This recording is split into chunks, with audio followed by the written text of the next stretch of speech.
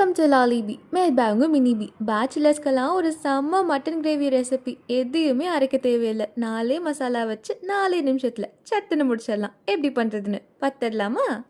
கட்லரியில் cut பண்ணி லிட்டரில் குக்கா மாதிரி கிக்கா recipe பண்ணிடலாமா?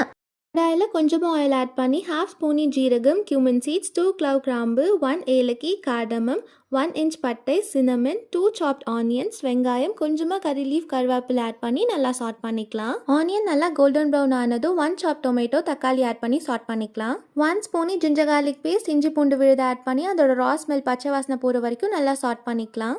1 ஸ்பூனி சில்லி பவுடர் மிளகாய் தூள், 1 ஸ்பூனி கொரியாண்டர் பவுடர் மல்லித்தூள், 1/2 ஸ்பூனி கரம் மசாலா, 1/2 ஸ்பூனி cumin பவுடர் ஜீரகத்தூள், 1/2 ஸ்பூனி பெப்பர், 1 ஸ்பூனி மட்டன் மசாலா, சால்ட் ஆட் பண்ணி நல்லா சாட் பண்ணிக்கலாம்.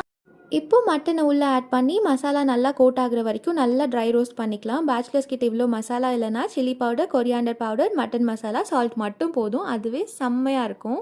ஒரு ஆர்வத்தில் போய் சாப்பிட்றாதுங்க. கிரேவி வேணும்ல, கொஞ்சமாக வாட்டர் ஆட் பண்ணி லிட் போட்டு க்ளோஸ் பண்ணி 20 மினிட்ஸ் வேக வச்சுக்கலாம். இல்லை தான் 20 மினிட்ஸ்க்கு அப்புறமா ஓப்பன் பண்ணி கொஞ்சமாக கொரியாண்டர் லீஃப், கொத்தமல்லி இலை ஃபைனல் டச்சுக்கு ஆட் பண்ணால் அவ்வளோதான். செம்ம டேஸ்டியான மட்டன் கிரேவி ரெடி.